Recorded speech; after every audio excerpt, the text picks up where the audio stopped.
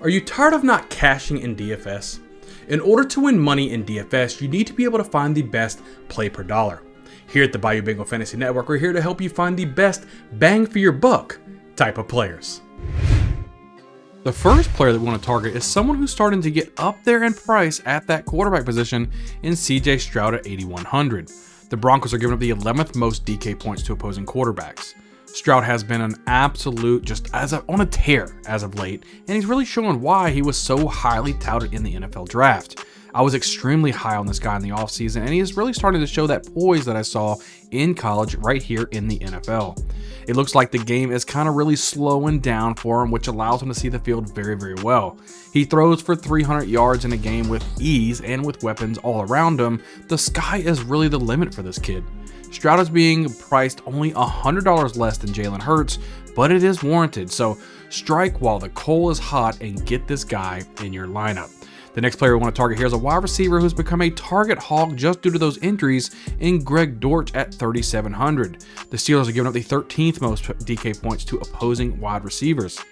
With Michael Wilson missing the last 2 weeks, Dortch has been seeing 8+ targets in those games and putting up a very nice stat line. If Wilson misses again, having Dortch at 3,700 is an absolute free square that should be started in all lineups.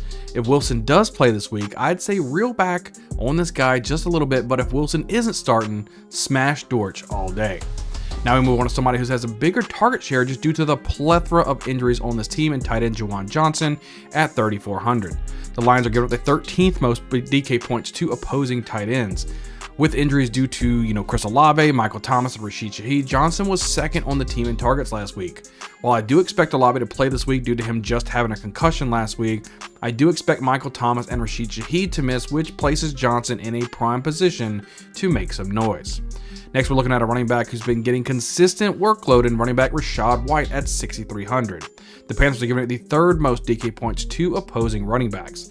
This is a back who you can see 15 to 20 carries in a game with a handful of receptions in a game. So just someone who is locked in for 16+ DK points each and every week. Now he gets the Panthers defense who really struggles against the run. This should be a smash play at 6,300. Set it and forget it. With this guy, you can thank me later. Lastly, let's talk about a tight end who is in a very good matchup this week in George Kittle at 6,200. The Broncos are giving up the 6th most DK points to opposing tight ends.